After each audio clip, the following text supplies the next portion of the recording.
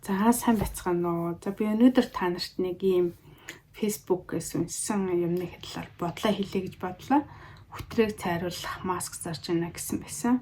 За энэ бол үнэхээр одоо миний хувьд үнэхээр гайхалтай, цочирдмоор одоо ийм аюу байгаа байхгүй юу. Юм зарж байгаа хүмүүсийг үнэхээр гайхсан. За тэгээ би өөрийнхөө саналыг хэлье гэж бодож байна. Тэгээ би яг нэгдүгээр төрөхөд би ажиллаж байхдаа за онгоцны үйлчлүүлэгч залуучуудад те бэлтгэж байгаа ийм залуучуудад хичээл орж исэн байхгүй юу. Нөхөрч хүү эрүүл мэнд онгоцонд одоо хүүхэд төрвөл яаж одоо тусламж үзүүлэх юм. За юу бэлэн байх хэвтэй юм. За төрөл гэдэг чи ямар юм.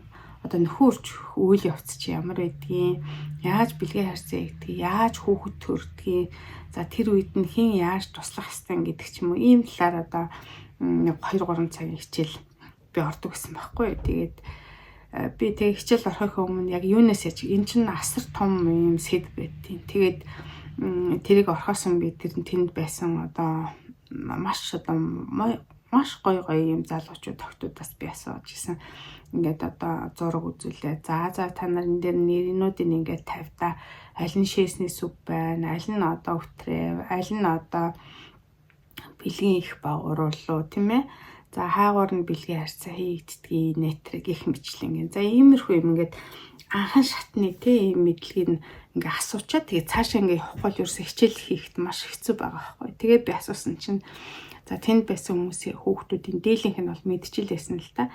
Гэтэл цөөн бүрийн хүмүүс нь юу гэхээр ерөөсө тэр өөрийнхөө эрхтнийтэй эмэгтэй октод байлихэд өөрийнхөө эрхтнийдийн талаарх нэршил, үйл ажиллагаа яадаг гэдгийг нь ерөөсө сайн мэдэхгүй. Хүүгүүд байлихэд чинь бас өөрсдөө сайн мэдэхгүй, өөрийнхөө эрхтний талаар мэдэхгүй.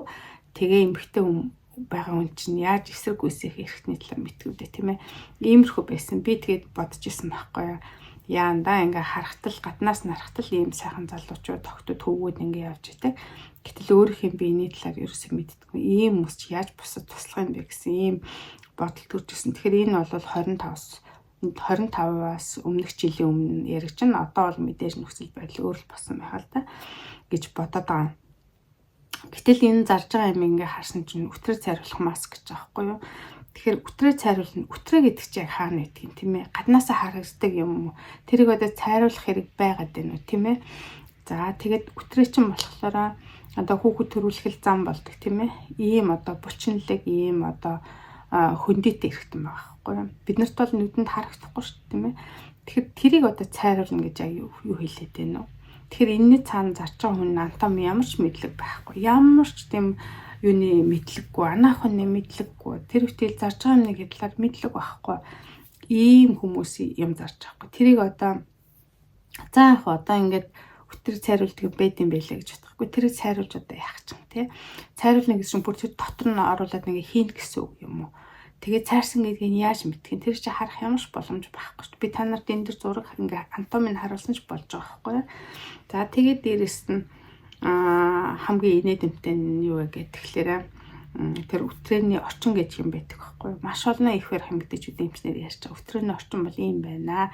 За тэгээд энэний орчин алдагдах юм бол амархан халдвар авдаг. Өтрөөний одоо өрөөсөл гэдэг юм өсдөг.